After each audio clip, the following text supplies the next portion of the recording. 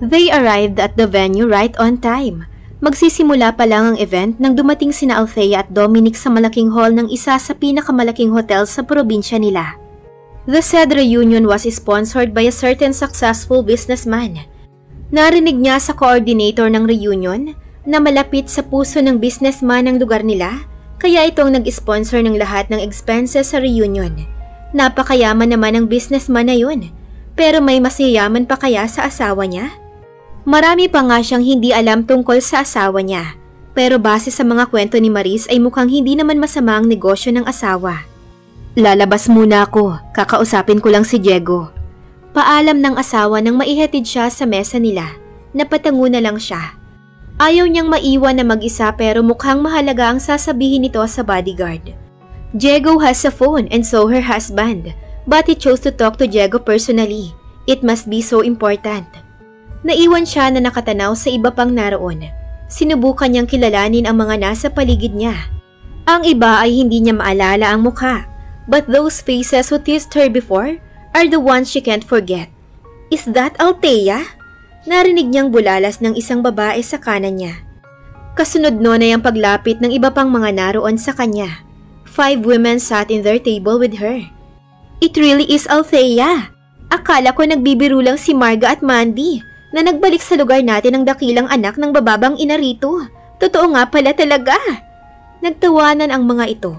Ito ang kinakatakot niya, ang mapagtampulan ng masasakit na salita ng mga matapobre niyang kaklase. Hindi ngayon ang oras para maging kawawa. She promised herself na hindi siya magpapaapi at iiyak dahil sa mga salita ng mga taong hindi alam ang katotohanan. Hindi ka na dapat umattend dito. Or worst, hindi ka na dapat bumalik dito. Alam mo namang hindi ka nababagay dito, di ba? Hindi nababagay ang mga anak ng mababang uri ng babae sa mga ganitong event. Sabat pa ng isa na sa pagkakatanda niya ay kaibigan ng mga kapatid niya. She rolled her eyes at them as she glanced at her watch covered with diamonds. It was from Dominic. Are you not tired with that old tales, lady? Naririndi na kasi ako sa mga yan eh. Palagi niyo na lang sinasabi na anak ako ng mababang babae. Tinarayan niya ng tingin ng 5 babae. Nakita ba ng inyong ama hindi niyo nga alam ang pangalan ng aking ina sa ganung klaseng lugar? Sa kanya. How far do you know my mother to call her like that? Anong karapatan ninyo, ha? Maaari ninyong sabihin sa akin lahat ng gusto ninyong sabihin. Pero wag na wag niyong babastusin ang nanay ko dahil hindi ko kayo aatrasan. Kung dati, natitiis ko ang lahat ng masasakit na salita ninyo. Pero ngayon, lalaban na ako. Galit na wika ni Althea. Tumayo ang isa sa mga babae. Hindi na namin kailangang kilalanin ng nanay mo dahil sapat na sa amin ang mga kwento ni na Marga para malaman natin kung anong klaseng nanay meron ka. Pabayang ina. Dagdag pa ng isa. Naikuyom niya ang kamao sa galit habang kinakalma ng isip niya ang kanyang emosyon. Hindi siya gagawa ng eksena rito. Hindi niya muling ipapahiya ang sarili. A gossiper. That's what they call people like you. Haha. Mahina siyang tumawa upang itago ang galit at kaba. Let me tell you a secret that even Marga and Mandy didn't know. Tumayo si Althea at bahagyang yumuko para marinig ng mga ito ang sasabihin niya. Ang ama ni Mandy at Marga ay isang masamang tao. Ako ang nakakaalam ng pagkatao niya. Ang aking ina ang una niyang ginawa ng masama. Ginalaw niya ang aking ina kahit labag ito sa loob niya. Nanlaki ang mga mata ng ito sa gulat. A smile escaped her lips. Lilinisin niya ang pangalan ng ina mula sa paninira na ginawa ng pabayan niyang ama. That's the truth, ladies. Yun dapat ang ikinakalat niyo. Hindi yung gawa-gawa ng mga tulad ni na Marga at Mandy. Aniya saka naglakad palayo sa mga ito. She hid herself on the corner of the hall when no one is looking. Ilang beses siyang huminga ng malalim para ilabas ang kanina pa niya tinatagong kaba. Nagpapasalamat siya sa itaas sa pagbibigay sa kanya ng tapang para harapin ang mga taong yun. She should have done that before. Dapat noon pa siya lumaban para sa ina. Sana pala noon pa siya naging matapang. Althea? Napatingin siya sa tumawag sa pangalan niya. She froze when she saw the man she hated the most next to her father. Ang lalaking pinangako niyang ayaw na niyang makasama sa iisang lugar kahit kailan. Albert? Her heart beat fast. Just like how it beat for Albert when she still didn't know about his relationship with Sandy. Pero iba na ngayon dahil galit nang nadarama niya para dito. I didn't know you'd be here. You don't like this kind of gathering as far as I remember. Sumilay ang ngiti nito sa labi. Mas naging mature ang itsura nito kumpara noong huli niya itong makita. Mas naging matipuno ang katawan nito. At mas na-define ang suot nitong long sleeves ang mga biceps nito. He grew beard and mustache katulad ng dati niyang sinasabi rito. Mas gumwapo ito kumpara noon. Pero wala nang gugwapo pa sa asawa niya. Sumang-ayon siya sa sinabi ng isip. Her husband is far more handsome and good guy than the man in front of her. I'm here then. I guess that means I like this kind of gathering. Besides, it's a batch reunion, so expect everyone to be here and that includes me. Wika niya. Bahagya siyang lumayo ng humakbang ito papalapit sa kanya. It's been a long time. How have you been? He asked, trying to be friendly, as if he hadn't done anything wrong. I'm totally fine, Albert, thanks to you. A smile escaped her lips. You still haven't moved on, have you? You know what, Althea? If that's still an issue for you, I can explain everything. Your explanation is far too late, Albert. Because you didn't give me a chance to explain. You distance yourself without hearing my explanation. Pero kahit ayaw mong marinig ang paliwanag ko, I'll still clear my name. I cheated on you because you're too conservative. Sa kasal din naman tayo pupunta dahil pinagkasundo na tayo ni na Dad at ng papa mo. Pero napaka-arte mo. Lalaki ako na may pangangailangan, Althea. You should have gave me what I need. Eh di sana hindi na tayo humantong sa ganito. Minasahe nito ang sentido na parang sumakit ang ulo sa mga sinabi. Let's forget about it now. Dad told me that our wedding is coming near. Tayo pa rin talaga sa dulo. He winked at her. Siya naman ang napabuga ng hangin. Nabubuhay na naman ang galit niya sa ama. Tinuloy pa rin nito ang usapan na kasal sa pamilya ni Albert kahit labag iyon sa kanya. Sorry to break your happiness, but I am already married, Albert. 3 years married to my husband and I love him. Sakto naman na natanaw niya sa malayo si Dominic na papalapit sa kinaroroonan nila. There will be no wedding that will happen between us because I am deeply in love with my husband. Babe, is everything alright? Nginitian ni Althea si Dominic nang makalapit ito sa kanila. Everything's fine, babe. Ikinawit niya ang kamay sa braso ng asawa, saka bumaling kay Albert na rehistrado ang gulat sa mukha. I'll repeat, Albert. I love my husband more than anything. Pagkasabi noon ay inilayo niya palayo kay Albert ang asawa.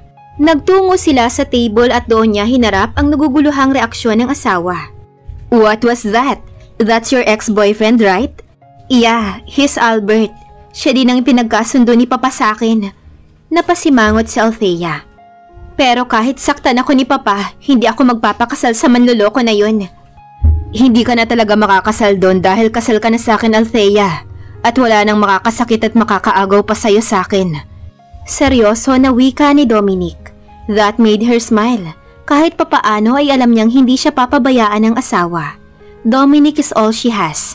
Ayaw niyang mawala ito. Ito ang tanging tao sa buhay niya na hindi siya iniwan kahit na ilang taon niya itong binaliwala. Napatingin siya sa asawa na abala sa panonood sa mga magpe-perform sa bulwagan. May kaunting entertainment sa reunion nila kaya hindi boring. Ngayon niya napagtanto na napakalayo ng ora ni Albert sa ora ng asawa niya. Sa mukha pa lang kasi ni Albert ay alam na kaagad na hindi gagawa ng mabuti, pero kabaliktaran nito si Dominic. All she can see in her husband is kindness. Given na kasi ang kagwapuhan nito, bonus pa ang pagiging young billionaire nito. Do you still love him? Ha? Masyado siyang occupied kaya hindi niya napansin na kinakausap na pala siya ng asawa. Do you still love your ex? Nakapako ang mga tingin nito sa kanya. Sa mga mata niya exactly. Hindi siya agad nakasagot dahil hindi niya alam kung paano sasabihin dito ang tunay na nararamdaman. She is afraid she might get rejected. You still, don't you? Nalilito siya sa tanong nito. Ano ba ang sagot na gusto nitong marinig? If I say yes, what will you do? Rumihistro ang lungkot sa mukha ng asawa. Nagbigay naman ito ng pag-asa sa kanya na may nararamdaman din ito para sa kanya na mas malalim pa sa like na sinasabi nito. Pipilitin na kitang lumayo rito para hindi mo na siya makita. Ikukulong kita sa bahay para hindi mo na siya makita at ako lang ang makikita mo. In that way maybe. Seryoso siya nitong tiningnan. You'll fall for me. Natigilan siya sa sinabi nito. Did he just say maybe she'll fall for him? Tama ba ang hinala niya na may nararamdaman na mas malalim para sa kanyang asawa? A shade of happiness filled her heart. She just want to make sure na hindi siya mabibigo sa taong muling mamahalin sa pangalawang pagkakataon. Will you catch me if I fall? Tanong niya rito. Kahit sa iba ka pa mahulog, sasaluhin pa rin kita. I wouldn't waited for 3 years as your husband just because of the sanctity of our marriage for me. You're far more than the woman who grabbed me in the resto bar for marriage. Hindi ko gagawin ang lahat ng ginawa ko ng walang malalim na dahilan, Althea. Nagtagpo ang kanilang mga mata nang tingnan niya ito. Sinusubukan niyang alamin kung sincere ba ito sa mga sinasabi at wala siyang ibang makita sa mga mata nito kundi sinseridad. Dominic was about to speak when the master of the ceremony announced something that made Dominic stop. We have an special announcement to make. We receive an important message from our generous sponsor. Pinaunlak kanyang imbitasyon natin na dumalo sa ating reunion. Makikilala na natin ang tao sa likod ng matagumpay nating pagsasama-sama. Umalingaw-ngaw ang bulungan at pagkamangha mula sa mga taong naroon. Ayon sa aking contact sa ating sponsor, malapit raw sa isa sa mga batchmate ang ating sponsor. I only know him by his name and I am proud to announce that.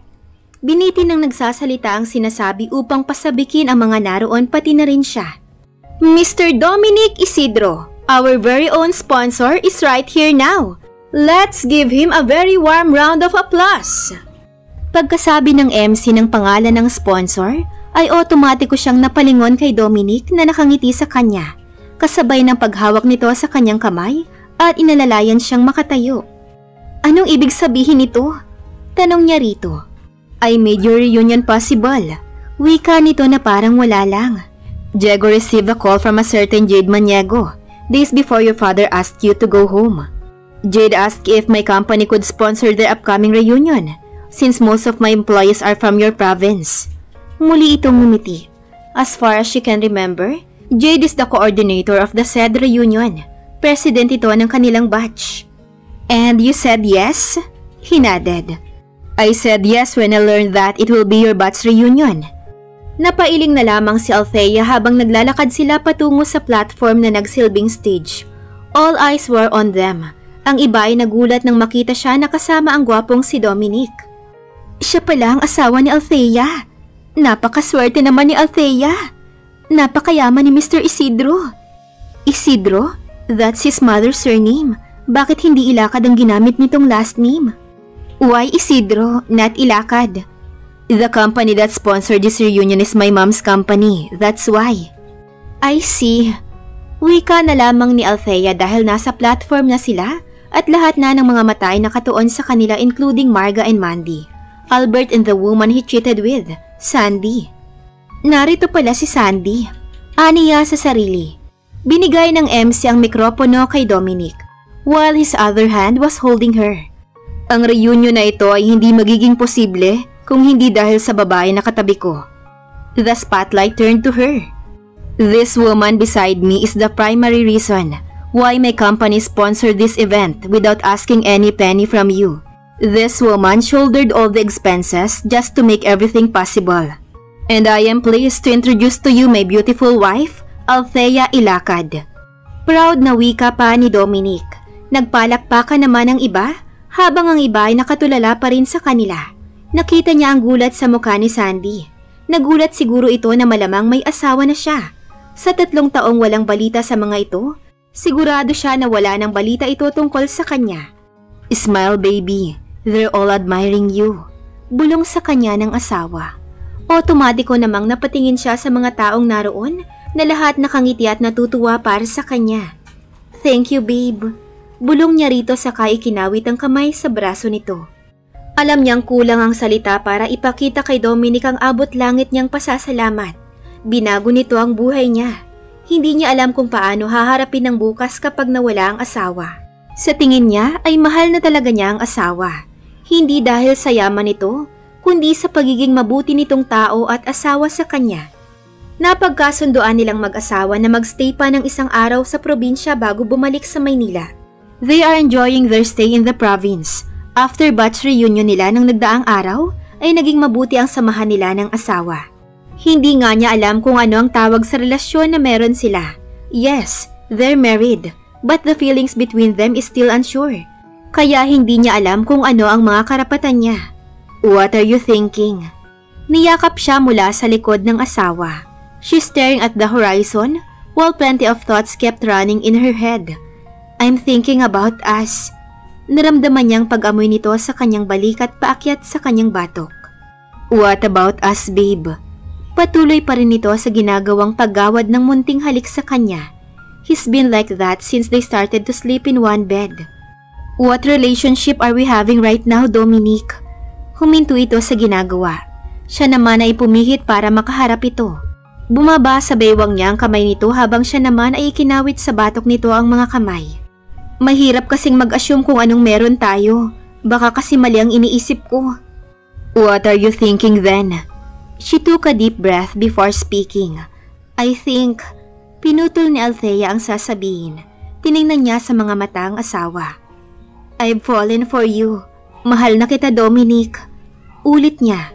Shock with happiness were written in his face. Hindi ito agad nakaimik kaya hindi niya alam kung ano ang iniisip nito. Will she get rejected? Isang mahigpit na yakap ang tinugon ni Dominic sa kanya. She doesn't know what that means but she hugged him back. Finally, wika nito habang yakap siya. I've been waiting for this. Kumulas ito sa pagkakayakap saka muli siyang tinitigan. Will you catch me?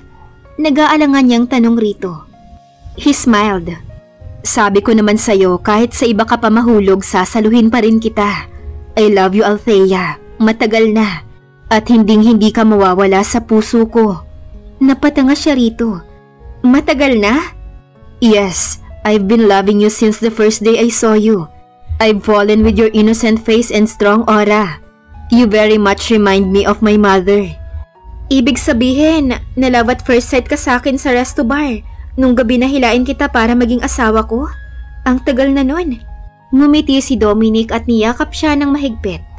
I've been loving you for a long time. I've waited years for you to love me back and you're worth the wait.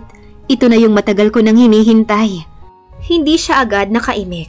Aaminin niya na nang makita niya si Dominic sa opening ng kanyang coffee shop, ay nakuha kaagad nito ang atensyon niya, not knowing na asawa niya pala ito. She'd been willing to file an annulment. But when she learned how he saved her from miserable life, that's when he occupied a special part in her heart na habang tumatagal ay mas lumalalim. Pero dahil sa takot niya na baka hindi sila pareho ng nararamdaman, ay inilihim niya rito ang totoong sinisigaw ng kanyang puso. Pero ngayong nalaman niya na matagal na siyang minamahal ng asawa, ay hindi niya mapigilan ng kasiyahan. I love you, Mr. Ilacad. Bulalas ni Althea kasabay ng pagawad rito ng halik sa pisngi. That's not the right way of kissing your husband, Mrs. Ilacad. Hindi na siya nakaiwas nang ilapat nito ang mga labi sa labi niya, na agad naman niyang tinugon ng buong puso. Magtuloy-tuloy na kaya ang magandang samahan ng mag-asawa o may panibago na naman silang haharapin na problema? At dito na po nagtatapos ang kabanata ng ating kwento. Maraming salamat po.